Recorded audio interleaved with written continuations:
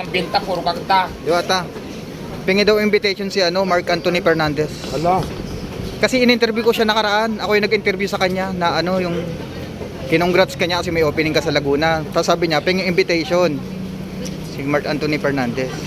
Ikaw palang may hawak ng Diwata, Paris fake. Hindi ako yun. Lonlon yung page ko. Ha? Ako yung nag-interview tapos nag-viral na. Tapos sabi niya, penging invitation from sa'yo. May mga event ka, ganun. Si Mark Anthony Fernandez. Paano? Anong gagawin ko? Hindi na, may event ka ngayon or may or invitation, ganun. Wala naman tayong event. Wala pa. Wala pa. Wala pa pag Sige, picture muna. Mamaya na. Mag-isip pa kung anong event. Sige, basta i-chat. Kinat ko na siya eh. Nasa Batang Quiapo ako kahapon, wala ka doon. Wala. Hindi na ako umattend. Nakalagay doon sa tent po ba?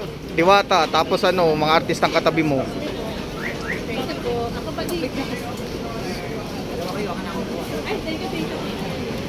Last naman na tipping kahapon eh. Hindi Last ako na. umattend Kasi may racket ang kahapon.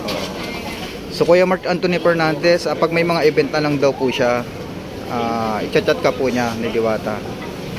So ayun po yung sabi about dun sa passes. So pala yun, yung ano? Lonlon yung gamit ko. Lonlon yung pangalan ko, tapos doon nag-viral. Nakita ko kasi naka-shoutout pero sa big account eh.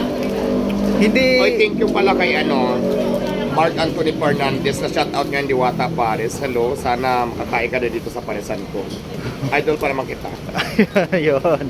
Nakita ko talaga yung bago mong trending. Trending. Ako yung nagpasimuno yun, kaya nag-viral. Tapos, yung nag-viral na si Fernandez, sinesearch niya sa mga tao sa Facebook. Sige po. Kami muna tayo. Sige po. So, ayan po, Idol Mark Anthony. Pag may mga event po, i-chat po kayo. Kontakin po kayo ni Idol Diwata.